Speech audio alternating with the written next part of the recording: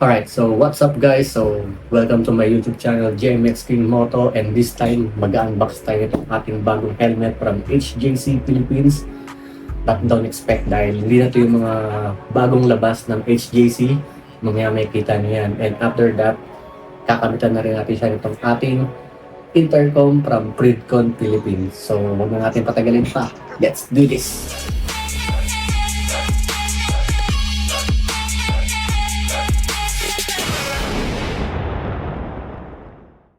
Okay, so simulan natin dito sa pag-unbox nitong ating HJC helmet. So this helmet is a C70 model.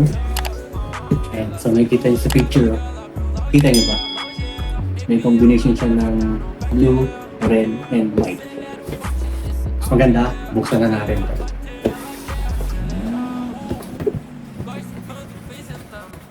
Magaan siya guys. Para sa akin lang yun.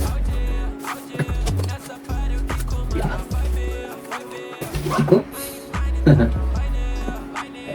So, tabi mo na natin ito. Kapitong.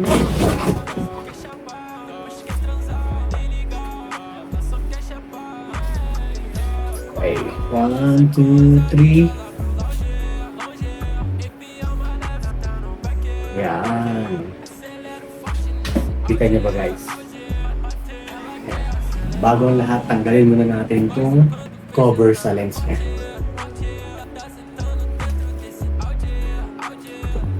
Yes. So, itong model na to guys is C70. As you can see, may mga yung color combination niya, diba? Red, blue, tapos white yung pinaka-base. Okay? And pag umorder kayo nito sa online, syempre, it comes with clear lens only. Kung gusto nyo bumili ng mga visor, mga smoke lens, iridium, iwalay na order yan. So itong helmet na to, meron lang tayong clear lens, pero ang kagandahan yan, meron na rin siyang sun visor. Kita nyo ba? Ayan. So dito yung ano niya, bukasan niya sa pinaka-top. Okay. May kasama na rin lahat yung visor. Okay. So hindi siya ganun basta-basta na o-open. That's it. Air vents niya, meron dito sa itaas. So, parang yun lang ata yung air vents niya. Ganda rin naman niya guys. Yung design niya sa likod. Diba? Maliit lang na HJC.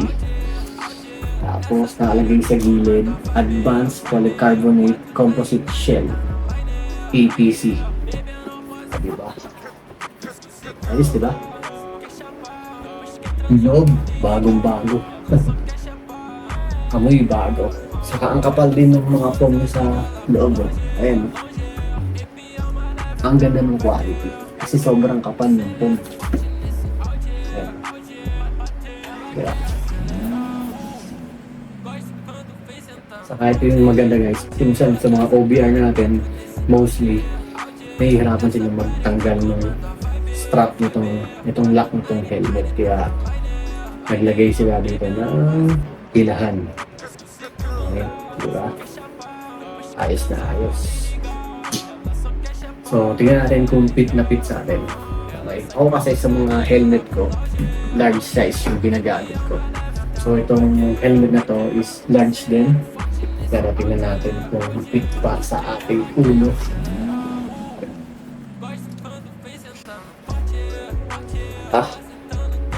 Medyo masikip siya guys ha.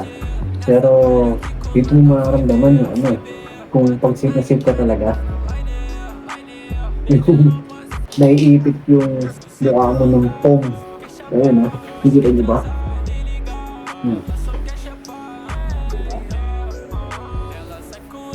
Standby siya. Okay.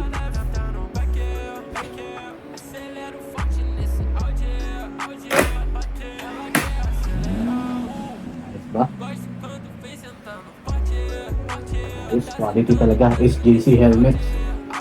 Alright. Tapos natin, tanggalin na natin.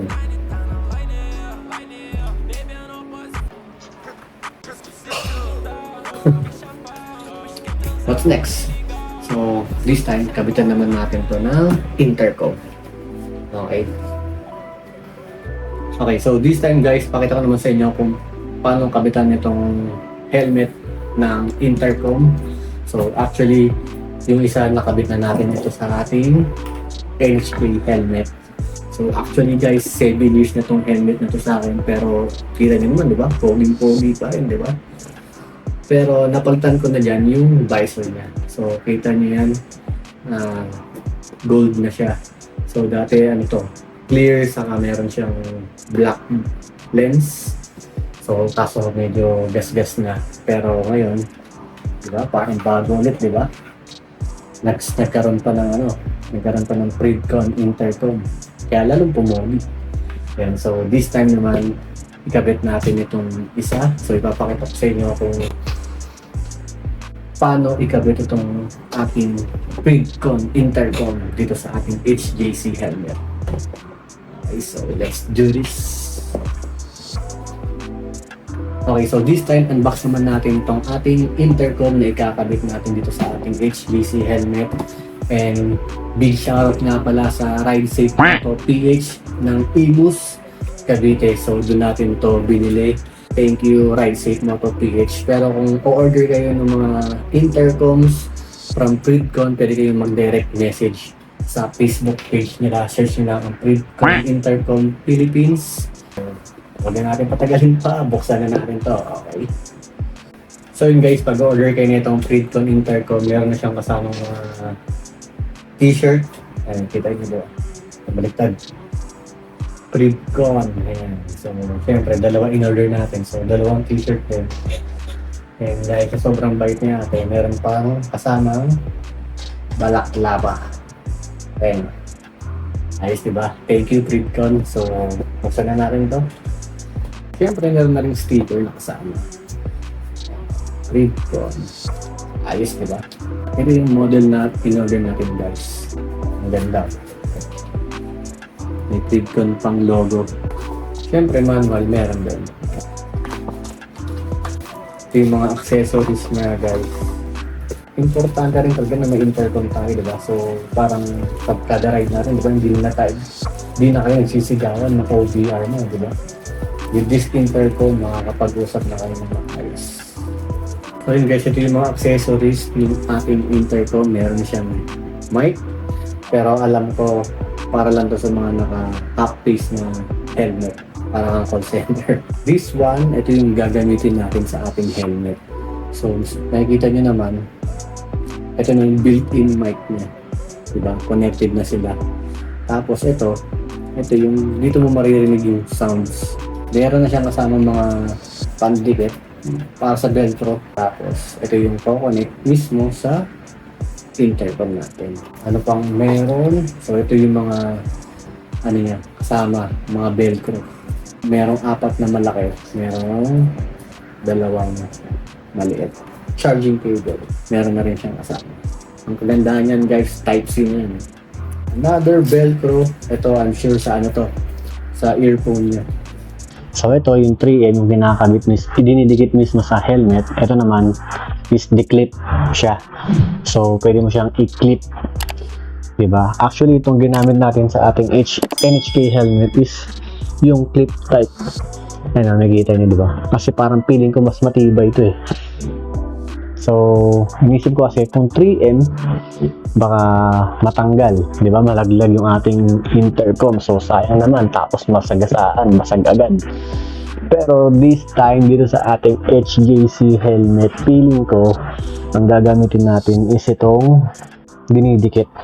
Kasi kung ito naman, sobrang kapal ng foam nitong ating HJC helmet, sa dito parang walang lulusutan nitong clip niya. So let's hope for the better. So gagamitin natin itong dinidikit na bracket niya. Okay, so ito dito yan. Ano ba maganda? Nakaganyan. Ano, kasi sakto dito. Pa-slant siya rito. Yun nga lang, medyo nakataas siya. Pero mukhang okay rin naman, di ba? Pwede rin dito. Kaso parang mas okay talaga na ganito eh. Diba? Sige. Okay, game. Okay, so yun guys, para makabit natin tong ating intercom, kailangan natin tanggalin itong mga foam ng ating helmet. Ayan, kasi dito natin sa loob isisiksik yung mga wiring niya. Ito mo naman yung wiring nitong ating intercom, mga haba. Yeah, so mas maganda, mas malinis, saka komportable sa magsusuot ng helmet. Okay, so kailangan tanggalin to. Medyo mahirap to ah.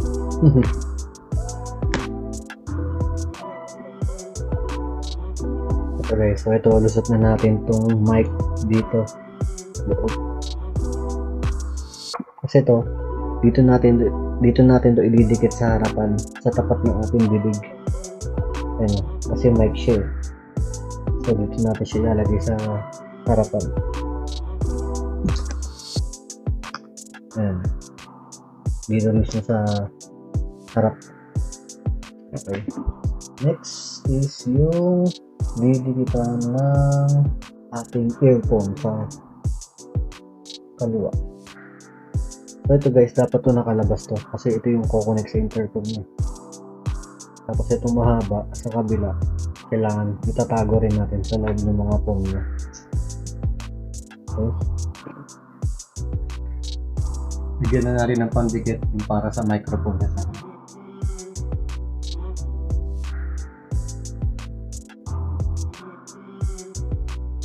Then guys, nakabigit na siya. Kita niyo. Ayan, sa gitna. Next naman, left earphone. Okay, so dinidikit lang din siya guys. Ayun, may pandikit siya. Tapos gagamit ka na itong velcro. So isang manipis, isang makapal para medyo dikit, medyo umangat siya. Ayun, makapal itong isa manipis. Pag dinikit mo, ganyan na siya makapal. So para medyo dikit ng konti sa tenga mo. Maririnig mo yung sounds. Tapos ididikit mo lang din siya rito sa bandang tenga.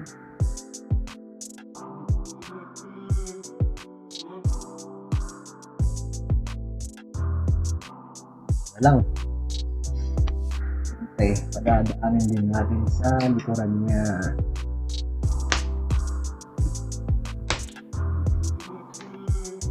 Mas maganda yung di kita yung mga wiring niya. Medyo mahaba kasi. Siksik natin sa pinakalo. Siyempre, ready na natin yung dikit.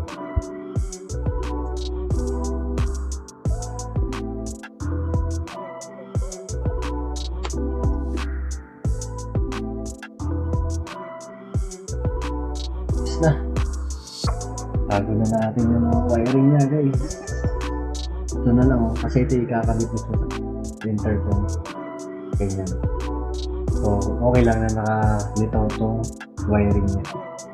So ngayon didikitin natin itong ating intercom. So gagamitin natin siya nitong 3M na pang mount.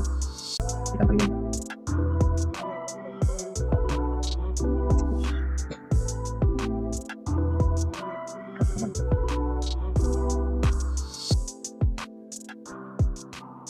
So, tingnan natin itong ating intercom.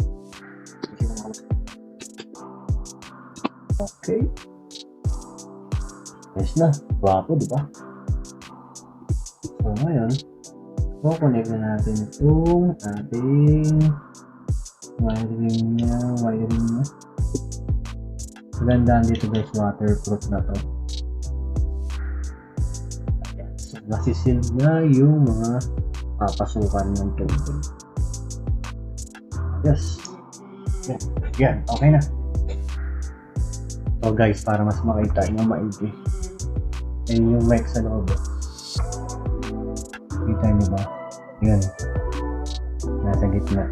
Kasi ito yung dalawang earphones. Tinago rin natin sa magkabilang phone. Nakikita nyo ba? Hindi nyo na makita, di ba? Kasi nga nakatago. So, wala rin mga wiring sa likod. Okay. So, ito lang yung nakalitaw na wiring niya. Ito. Para sa intercom. Yes. Okay, testing.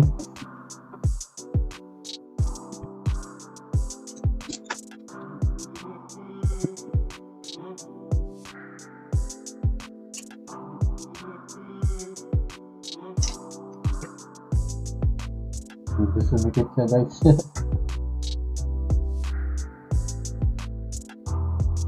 Pero ayos na. Sabi ba?